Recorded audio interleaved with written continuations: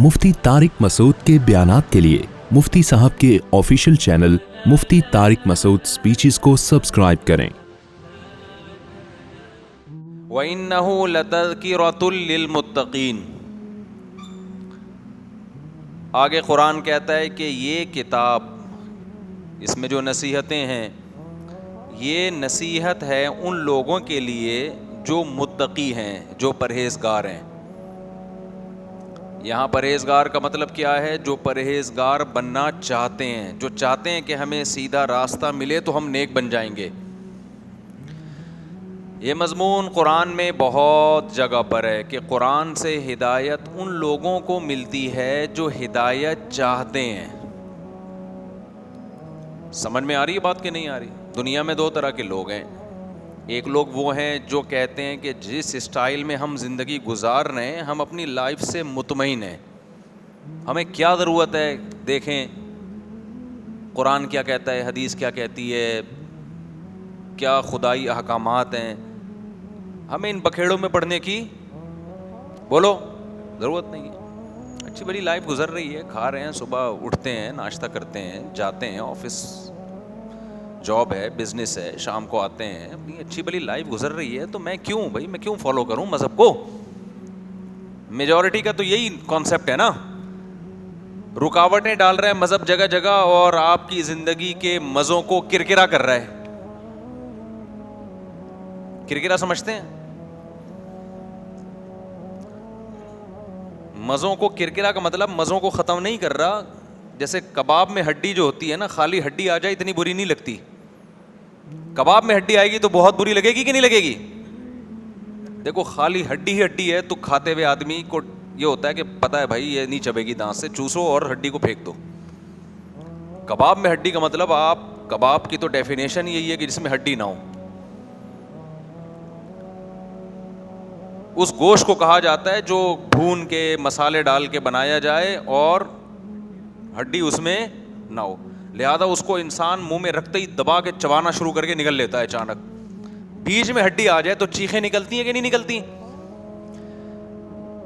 यार मुझे ऐसा लग रहा है शायद 2-3 हफ्तों के बाद दर्स हो रहा है ना, तो अब लग रहा है कि ऐसा भूल गए। ऐसा लग रहा है जैसे दोबारा से पहली क्लास शुरू कर रहा हूं मैं। आप कोफ्ता खा रहे थे, देखो बाज दफा क्या होता है,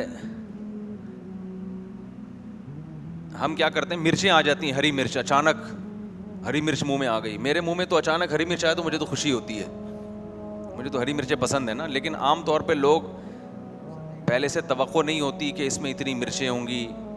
एक निवाला मुंह में रखा, एकदम हरी मिर्च, चीखें निकल गई। आप वीडियो तो नहीं बना रहे भाई? इसको यूं कर देना अपनी तरफ, वहम हो रहा है खामखा का, ठीक है ना। ये कबाब में हड्डी की तरह टेंशन दे रहा है मुझे। सही है, तो इसका रुख अपनी तरफ कर लिया, जेब में रख लें इसको। बाज़ लोग यूं पकड़ के बैठे हुए होते हैं ऐसे, कहते हम तो वीडियो नहीं बना रहे। भाई हमें लग तो यही रहा है। एक कानून बना दिया ना कि भाई वीडियो ना बनाएं, तो बस उसको सब फॉलो करें। तो अब क्या है, इस्लाम क्या करता है कि इस्लाम ने बहुत सारे मज़े हलाल कर दिए, लेकिन जैसे कबाब खाते खाते अचानक हड्डी आ जाए तो चीखें निकलती हैं, भाई ये क्या हो गया, दांतों में दर्द शुरू हो जाता है, तो वो बहुत बुरी लगती है हड्डी। इस्लाम ने बहुत सारी चीज़ों की परमिशन दे दी, लेकिन जगह जगह रुकावटें खड़ी कर दी हैं। हर थोड़ी देर के बाद इस्लाम का कोई ऑर्डर आएगा और आपको वो ऐसा लगेगा जैसे कबाब में क्या आ गई है, हड्डी आ गई है, या कोई अचानक हरी मिर्च आ गई है बीच में, खतरनाक किस्म की। उससे लोग कंफ्यूज होते हैं। यार लाइफ को एंजॉय करो यार। अभी देखो, रात को हम सोते हैं, आजकल तो कराची में सोते ही उस टाइम है जो उठने का टाइम शुरू होता है। जब फजर का टाइम शुरू हो रहा है, जो उठने का टाइम है, उस वक्त सोने का टाइम शुरू होता है। इंतहाई गहरी नींद। अल्लाह मियाँ अगर कह देते कि तुम्हें सोने की इजाज़त ही नहीं है, खाने पीने की इजाज़त ही नहीं है, लाइफ को एंजॉय करने की इजाज़त ही नहीं है, तो फिर हड्डियाँ ही हड्डियाँ होती हैं। क्या ख्याल है? फिर वो पादरियों वाला मज़हब होता जो ईसाइयों का था कि जंगल में निकल जाओ, अल्लाह अल्लाह करो, लाइफ को बिल्कुल भी इंजॉय करने की कोशिश मत करो। ये पादरियों का मज़हब था। قرآن کہتا ہے وَرَهْبَانِيَّةً ابْتَدَعُوهَا، یہ عیسائیوں نے خود بدعت نکالی تھی عیسائیت میں، اچھا بننے کی کوشش میں نا عیسائیت کا ایسا کانسیپٹ پیش کر دیا کہ تمام لذتوں سے محرومی کا نام عیسائیت رکھ دیا، حالانکہ اللہ نے ان پر یہ چیز فرض نہیں کی تھی. اس کو کہتے ہیں رہبانیت. یہ لفظ یاد رکھ لیں، حدیث میں بھی ہے، اسلام میں رہبانیت نہیں ہے. رہبانیت کا مطلب کیا ہوتا ہے؟ آپ دنیا کی لذتوں سے فائدہ اٹھانا ہی چھوڑ دو. جب بھی مذہب میں اپنی کھوپڑی استعمال کر کے انسان اپنی عقل استعمال کرتا ہے نا، اور مذہب کی جو تعلیمات ہوتی ہیں ان کو ایک طرف رکھ دیتا ہے، تو ہمیشہ گمراہی کی طرف جاتا ہے. عیسائیوں نے دیکھا کہ عیسیٰ علیہ السلام کہتے ہیں زنا حرام ہے، شراب حرام ہے، سود حرام ہے، خنزیر حرام ہے، بہت ساری چیزیں. تو انہوں نے کہا اس کا مطلب ہے کہ اپنے اوپر نا جتنی پابندیاں لگاؤ گے اللہ اس سے خوش ہوگا. تو کچھ اللہ نے کی، کچھ انہوں نے کہا چلو ہم اخپل طریقے سے کرنا شروع کر دیں. زنا حرام ہوا، انہوں نے کہا اس کا مطلب اللہ نہیں چاہتے کہ لوگ عورت کی طرف جائیں، تو انہوں نے کہا ہم نکاح بھی حرام کر دیں گے، بالکل ایوائڈ کریں گے عورت سے، ایسی صاف ستھری پاک دامنی والی ان کے خیال میں زندگی گزاریں گے. تو قرآن نے جگہ جگہ کیا کہا؟ بھائی جیسے حلال کرنا اللہ کا کام ہے، حرام کرنا اللہ کا کام ہے، حلال کا آپشن بھی کس کے پاس ہے؟ اللہ کے پاس ہے. جس کو حلال کر دیا تم حرام نہیں کر سکتے اس کو. تو لذتوں پہ پابندیاں لگا لگا کے نا عیسائیت نے اب ان کو نیک سمجھا جانے لگا جو حلال لذتوں سے اجتناب کرتے ہیں. کہتے ہیں بہت پہنچے ہوئے بزرگ ہیں، کوفتے نہیں کھاتے. یہ آج بھی ہے یہ تصور.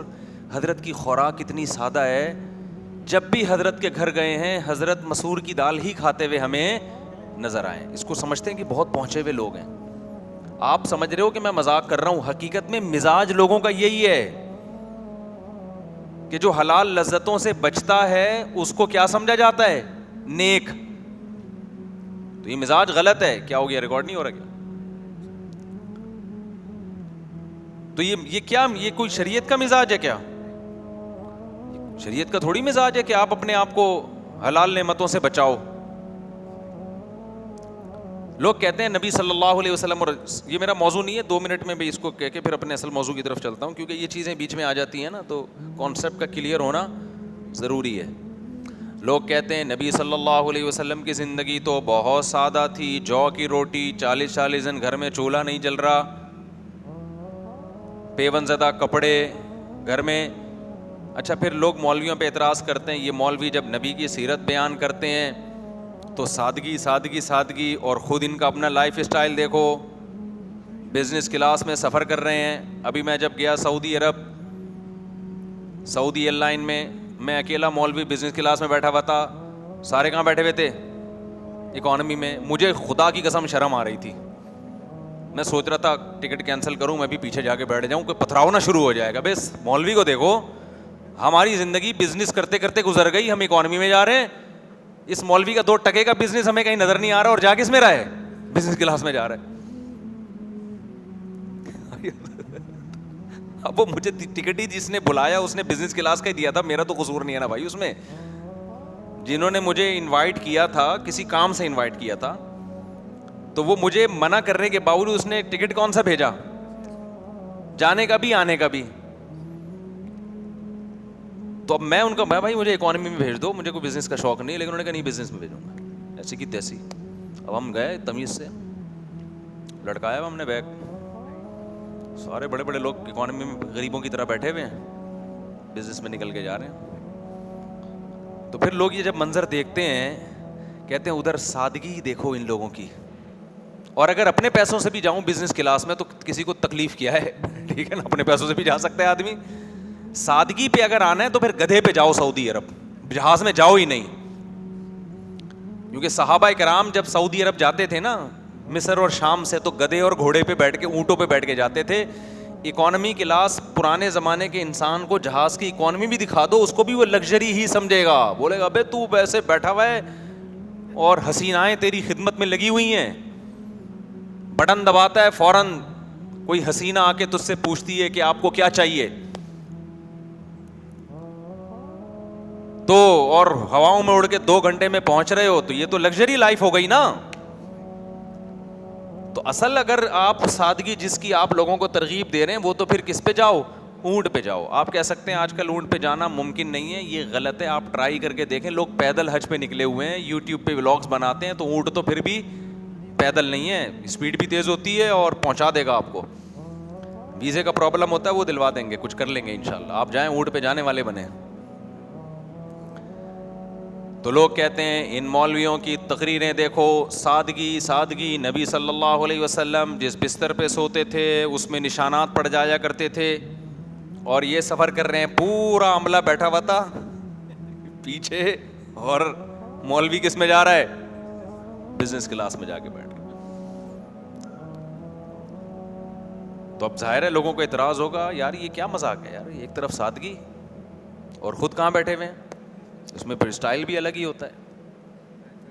تو جی ہاں, تو خیر اچھا ایک بات آپ کو بتا دوں, یہ لوگوں کی نظر میں اس کو بہت بڑا سمجھا جاتا ہے. ہم اپنے دل کی کیفیت بتائیں, ہماری نظر میں اس کی 2 ٹکے کی ویلیو نہیں ہے. ٹھیک ہے کہ راحت کی چیز ہے, سکون کی چیز ہے, وہاں ذرا ٹانگیں پھیلا کے آدمی بیٹھ جاتا ہے, سو بھی سکتا ہے, اس سے زیادہ کچھ نہیں ہے. یہ تو جس کے دل میں دنیا کی محبت ہوتی ہے نا, وہ سمجھ رہا ہوتا ہے اس کو بہت ویلیو دے رہا ہوتا ہے. اکانومی والوں کو تو شاید لگ رہا ہو کہ یار یہ دیکھو, لیکن ہمیں اکانومی والوں پہ ترس نہیں آتا, اس لیے کہ یہ یہاں بیٹھ گیا, یہاں بیٹھ گیا, گدھے پہ آ گیا, گھوڑے پہ آ گیا. کیا یہ کوئی جیسے بچے کھلونے پہ نہیں فخر کر رہے ہوتے, بڑے مذاق اڑا رہے ہوتے ہیں نا ان کا. کسی بچے کو آپ اچھا سا کھلونا لا کے دے دیں, وہ دوسرے کو دکھا دکھا کے سڑاتا ہے, میرے پاس یہ والی گاڑی ہے, ریموٹ کنٹرول سے چلتی ہے, اور تو اپنی گاڑی کو خود ہی اپنے ہاتھ سے چلاتا ہے. تو جیسے یہ کھلونوں پہ جو بچہ فخر کرتا ہے, تو یہ اس کے بچپنے کی امیچور ہونے کی دلیل ہے. ایسے ہی جب انسان بڑا ہو جاتا ہے تو کھلونوں کا سائز بھی کیا ہو جاتا ہے, بڑا ہو جاتا ہے. اس پہ فخر کرنا تو یہ بھی انسان کے بچے ہونے کی دلیل ہے. جن کا مینٹل لیول تھوڑا اوپر ہوتا ہے نا, ان کو ان چیزوں سے کوئی فرق نہیں پڑتا. ایک واقعہ سنا کے آگے چلتا ہوں. ہمارے حضرت مفتی رشید احمد صاحب رحمہ اللہ تعالی فرماتے ہیں کہ میں اپنے استاذ حضرت مفتی محمد شفیع صاحب رحمہ اللہ, جو حضرت مفتی تقی عثمانی صاحب کے استاذ ہیں, کہتے ہیں ان کے ساتھ جب کسی بڑے گھر میں جاتا تھا نا, بہت کروڑ پتی مالدار کے گھر میں, تو میری طبیعت پہ ایک بوجھ ہوتا تھا کہ کیا دنیا کی عیاشی اور اتنا فانوس اور یہ کیا ہے یار. کہتے ہیں میری طبیعت پہ کیا ہوتا تھا, ایک بوجھ. کہتے ہیں لیکن مجھے یہ احساس تھا کہ یہ بوجھ ہونا اس کی علامت ہے کہ مجھ میں ابھی کمال پیدا نہیں ہوا ہے, میں دنیا کو لفٹ کرا رہا ہوں. تبھی ان چیزوں سے طبیعت پریشان ہوتی ہے. جب دنیا کی محبت بالکل نکل جائے گی تو یہ بوجھ کیا ہو جائے گا, ختم. اس لیے کہ پھر اس کی ویلیو نہیں رہے گی. تو کسی کے پاس جھونپڑی ہے, کسی کے پاس بنگلہ ہے, کوئی زیادہ اس میں فرق بولو, بنگلے اور جھونپڑی کی ویلیو کیا ہو جائے گی, برابر ہو جائے گی. آپ کہہ سکتے ہیں بنگلے اور جھونپڑی کی ویلیو برابر ہے, تو کوئی اگر بنگلے میں رہتا ہے تو بیچ کے جھونپڑی خرید لے وہ. تو سہولت تو بہرحال بنگلے میں ہے نا, زیادہ سہولت کس میں ہے, بنگلے میں زیادہ ہے. بات یہ ہے کہ یہ چیز کیا قابل فخر ہے, اتنی ویلیو ہے جتنی آپ اس کو دے رہے ہیں. ویلیو تو ہے, تبھی تو لوگ اس کے پیچھے مرتے ہیں.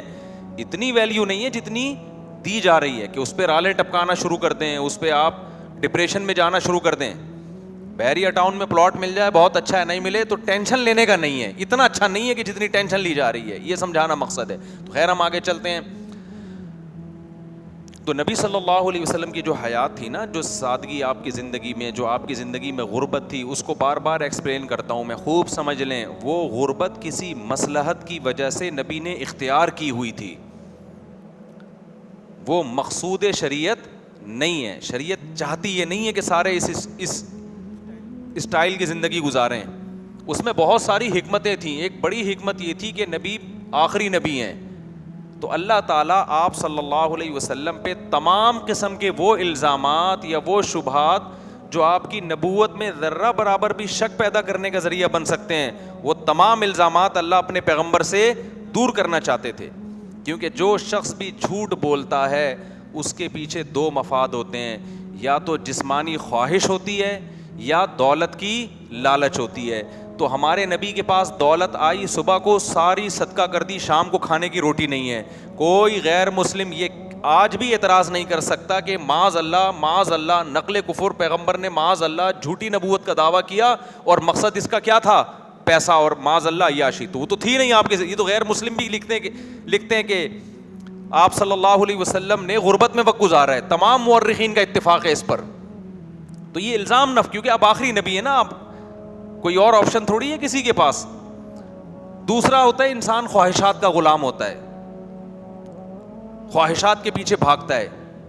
جیسے آپ دیکھا ہوگا یہ بڑے بڑے لوگ جو ہیں جو شہوت پرست ہوتے ہیں, ان کے اسکینڈل بنتے رہتے ہیں لڑکیوں کے ساتھ, اس کے ساتھ بھاگ گئے, اس کے ساتھ جو مختلف ہوتا ہے نا, کہ بعض دفعہ پیسے کی لالچ نہیں ہوتی, شہوت کا بھوت دماغ پہ سوار ہوتا ہے. روحانی عاملوں کے ایسے بہت سارے کیس ہوتے ہیں.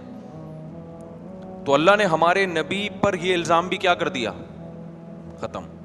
اس لیے کہ آپ نے پہلی شادی کی 25 سال کی عمر میں, جب انسان کی زبردست خواہشات اور امنگیں ہوتی ہیں, تو 25 سال میں آپ نے شادی کی 40 سالہ بیوہ سے, اور وہ بیوہ جو 2 دفعہ بیوہ ہو چکی تھیں. تو یہ نکاح کا طرز عمل بتا رہے کہ آپ کی طبیعت میں خواہشات نفسانیہ کا غلبہ بولو نہیں تھا. پھر 50 سال کی عمر میں جا کے آپ نے کثرت سے نکاح کیے ہیں, 50 سال کی عمر میں, جبکہ اس عمر میں انسان کے جذبات ویسے نہیں رہتے جیسے ابتدائی عمر میں ہوتے ہیں, اور ان میں بھی صرف ایک کنواری, باقی ساری بیوہ اور طلاق یافتہ. حالانکہ عرب میں زیادہ بیویاں رکھنا عیب نہیں تھا بلکہ کمال تھا.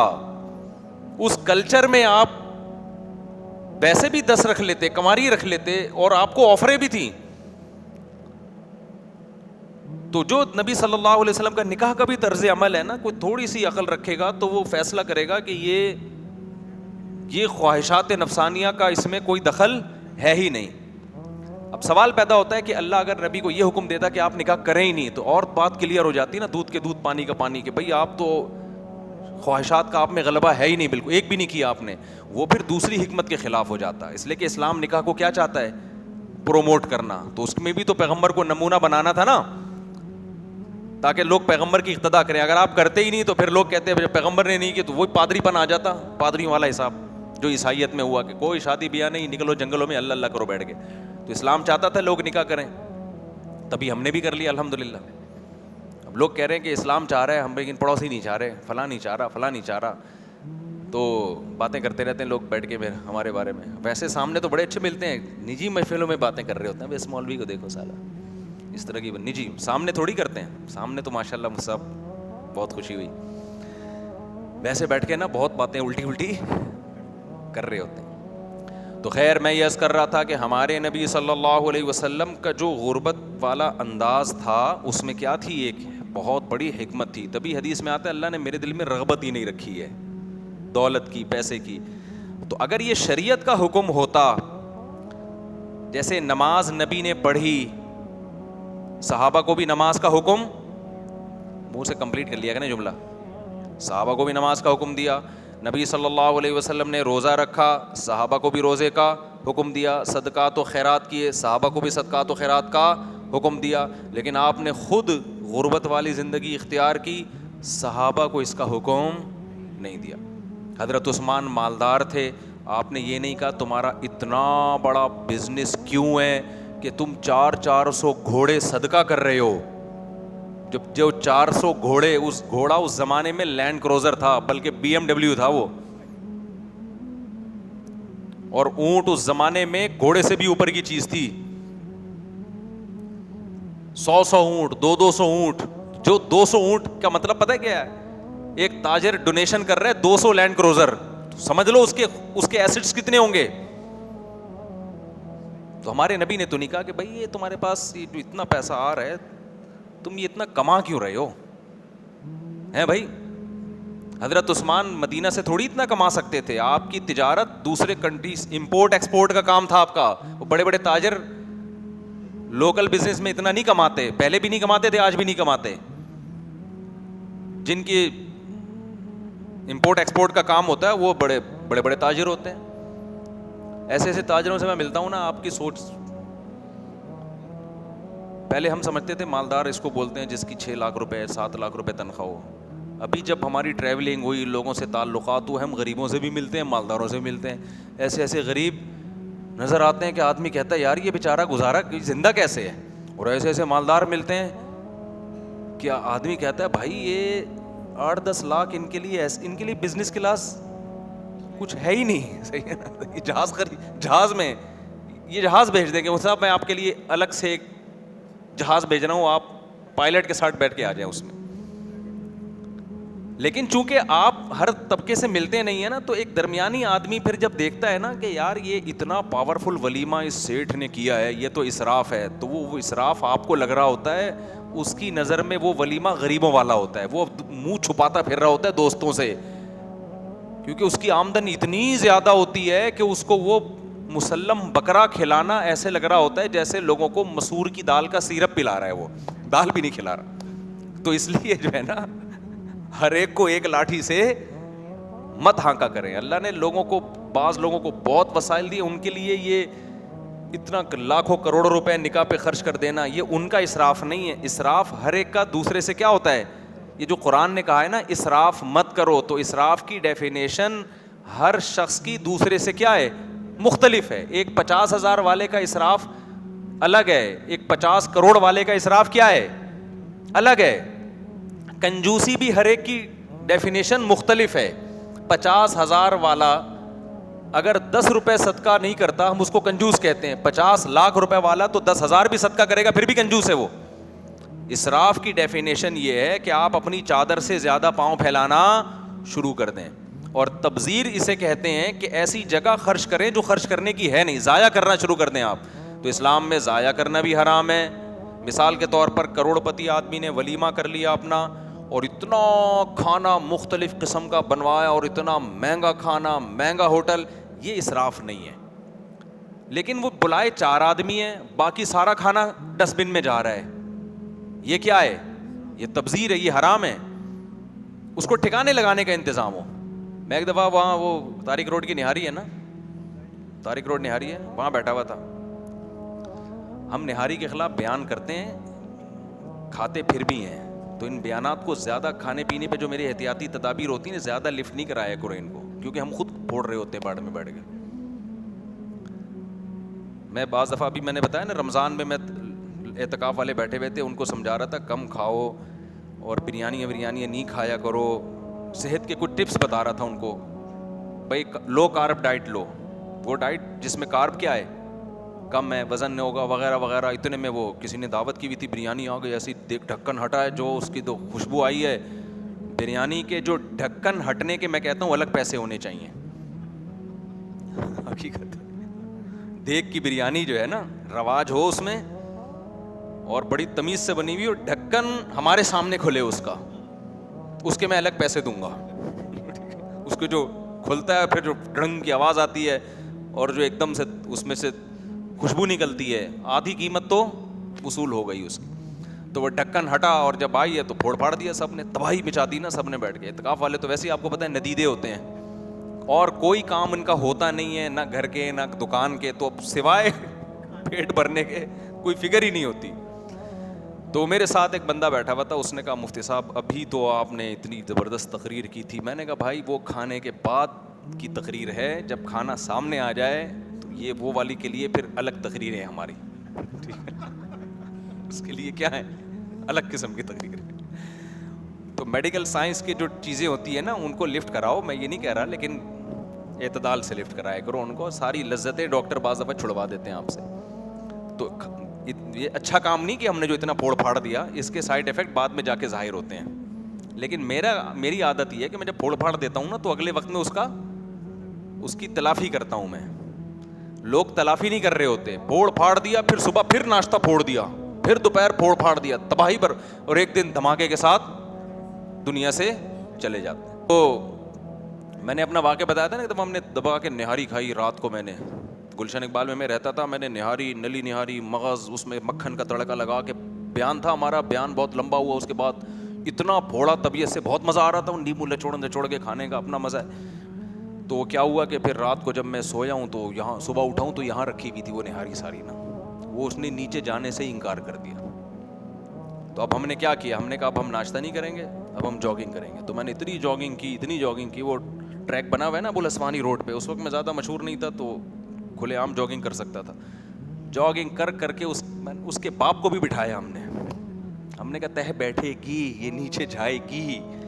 تو اگر کبھی ایسے اوور ایٹنگ میں کرتا نہیں ہوں اتنی, لیکن اس دن ہو گئی تھی, تو پھر اس طرح کرو. اچھا خیر, تو وہ جلدی سے واقعہ, یہ سارے واقعات میں کسی وجہ سے سنا رہا ہوتا ہوں, واقعہ برائے ورنہ میرے پاس واقعات بہت ہیں اپنی زندگی کے, تو وہ آپ کے فائدے کے نہیں ہیں. دلچسپی تو ہوگی, فائدہ نہیں ہوگا, تو میں وہی سنا رہا ہوتا ہوں جس کا کیا ہو, فائدہ ہو. تو ہم بیٹھے ہوئے تھے, تو وہ گرم روٹی لے کر آ رہا ہے. اب میں گرم روٹی کھا رہا ہوں تو اتنے میں وہ آدھی بچتی ہے, ٹھنڈی ہو گئی, وہ ہٹا کے دوسری گرم لا کے اکرام کر رہا تھا. مجھے غصہ آیا, میں نے کہا یار یہ تو رزق کو ضائع کر رہے ہو آپ, یہ ضائع ہو گیا نا رزق, کہ جب تک روٹی گرم ہے آدھی کھائی, وہ آدھی ٹھنڈی ہو گئی, تو اب مزید گرم آئے گی اور یہ آدھی ضائع. میں نے کہا بھائی یہ تو غلط ہے. کہہ رہے نہیں آپ گرم کھائیں. میں نے کہا ہم گرم کھائیں, یہ آدھی کیوں ضائع, یہ اسراف کا مطلب سمجھ آ رہا ہے. خیر اس نے کہا مصعب ہمارے پاس ٹھکانے لگانے کی جگہیں بہت ہیں. تو پھر میں نے کہا پھر ٹھیک ہے, وہ آدھی روٹی پھر وہ ضائع نہیں کی ان لوگوں نے, ان کے پاس ٹھکانے لگانے کا انتظام ہے. اب جب انتظام ہے تو پھر گرم ہی کھاؤ, ٹھیک ہے نا. کیوں بھائی, اللہ کی طرف سے لذتیں ہیں, نعمتیں ہیں. قل من حرم زینت اللہ التی اخرج لعبادہ, اللہ کہتے ہیں کون ہے جس نے اللہ کی نعمتوں کو حرام کر دیا جو اللہ نے اپنے بندوں کے لیے پیدا کی ہیں. یہ جو تندور کا نان ہوتا ہے, گرم میں اور ٹھنڈے میں زمین اور آسمان کا فرق ہوتا ہے اس میں. تو انہوں نے انتظام کیا ہوا ہے, وہ انتظام یہی ہوگا کہ بعد میں غربا مساکین کو بانٹ دیتے ہوں گے وہ. تو نبی صلی اللہ علیہ وسلم کی مسکنت اور غربت کی وجہ سمجھ میں آ گئی. یہ آپ صلی اللہ علیہ وسلم کی اختیاری تھی, اس میں اور بہت ساری حکمتیں تھیں, ابھی میں اس سب کی بات نہیں کرتا. بڑی حکمت یہی معلوم ہوتی ہے سرسری غور سے. تو آپ صلی اللہ علیہ وسلم نے حضرت عثمان کو نہیں منع کیا. عبد الرحمن ابن عوف بہت مالدار صحابی تھے. حضرت ابو بکر جو نبی کے سب سے چہیتے, سب سے قریبی, وہ بڑے مالدار تھے. حضرت ابو بکر نے غلام جو تھے حضرت بلال, ان کو خرید کے آزاد کر دیا. ٹھیک ٹھاک پیسہ تھا تو غلام خریدا نا, غلام لاکھوں میں نہیں ہوتا تھا, کروڑوں میں ہوتا تھا. ہم نے جامعۃ الرشید میں ایک مرتبہ صحابہ کرام میں جو مالدار صحابہ تھے نا, ان کے پاس جو ذخائر تھے اور اثاثے تھے, آج کے دور کے لحاظ سے اس گولڈ اور سلور کی ہم نے جو ویلیو نکالی وہ اربوں میں بنتی تھی, اربوں میں. کسی کے 5 ارب روپے کے اثاثے, کسی کے 6 ارب روپے کے اثاثے ان کے پاس, اور اسی سے وہ بزنس کرتے تھے. تو اس سے صاف پتہ چلتا ہے کہ اسلام جائز لذتوں پہ پابندی نہیں لگاتا. لہذا کوئی مولوی اگر بزنس کلاس میں سفر کر رہا ہے تو بالکل ٹینشن لینے کی ضرورت نہیں ہے. حسد کی آگ میں جلو گے, اس سے کولیسٹرول کم نہیں ہوتا, اس سے کولیسٹرول بڑھتا ہے. تو جانے دو, دعا کرو اللہ کرے اور اللہ ترقی دے دے, تو اس میں کوئی ٹینشن والی بات نہیں.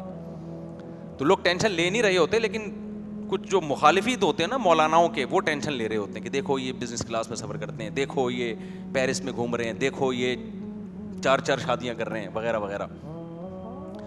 تو جب اللہ آپ کو پیسہ دے تو پھر آپ بزنس کلاس میں سفر نہ کیجیے گا, بلکہ آپ جہاز کی دم پہ لٹک کے سفر کرنا آپ, ٹھیک ہے نا. پہنچتا دم بھی وہیں پہنچتی ہے جہاں اندر بیٹھے ہوئے لوگ پہنچتے ہیں. تو یہ دماغ سے یہ نکالو اپنے. ہمیں شریعت اسی کو سمجھنا ہے جس کو اسلام نے کیا کہا ہو, شریعت کہا ہو. اسلام نے جو حکم دیا ہے بس اس سے آگے بڑھنے کی کوشش مت کرو, اللہ سے آگے نہ نکلو.